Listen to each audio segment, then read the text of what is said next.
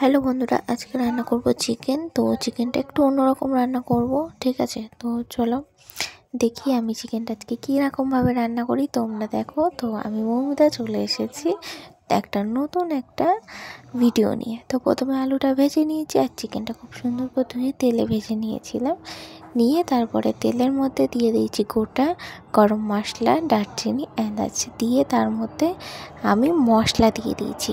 এবার আমি মিক্সারের মধ্যে পেঁয়াজ, আদা, রসুন, জিরে সব কিছু একসাথে করে নিয়ে এই দেখো সুন্দর করে আমি এটাকে কষিয়ে নেব। এবার জলটা ঢেলে দিয়েছি।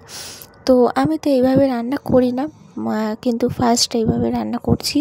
পেঁয়াজ কিন্তু আমি বেটে দিই না, তো আজকেই ফার্স্ট আমি পেঁয়াজটাকে এরকমভাবে বেটে দিয়েছি। তো দেখা যাক কেমন লাগে। আর আমরা কিন্তু টমেটম খাই না, কারণ টমেটম বারণ আছে আমাদের খাওয়া, তো আমরা টমেটম খাই না।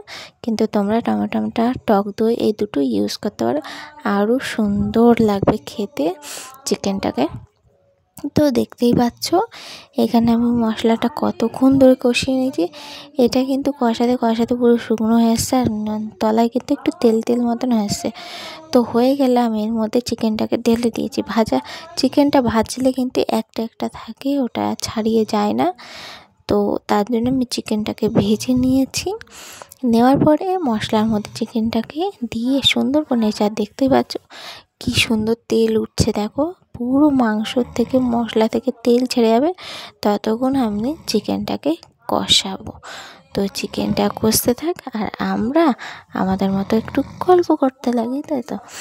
তো এই দেখো আলু, তোমরা আবার ভেবো না যে দিদি তোমরা এত আলু খাও। হ্যাঁ, আমরা কিন্তু প্রচুর আলু খাই, মানে আমাদের বাড়ির সবাই একটু আলু খায়। আর আমাদের ফ্যামিলিটা কিন্তু একটু বড়, আমরা 6জন মানুষ। তো আমাদের একটু আলু বেশি লাগে, যার জন্য চিকেনের মধ্যে আলুটাই আমরা বেশি দিই। তো কেউ কিছু মনে করো না, ঠিক আছে? তো এরকম আমি তো খুবই ভালোবাসি আলু খেতে।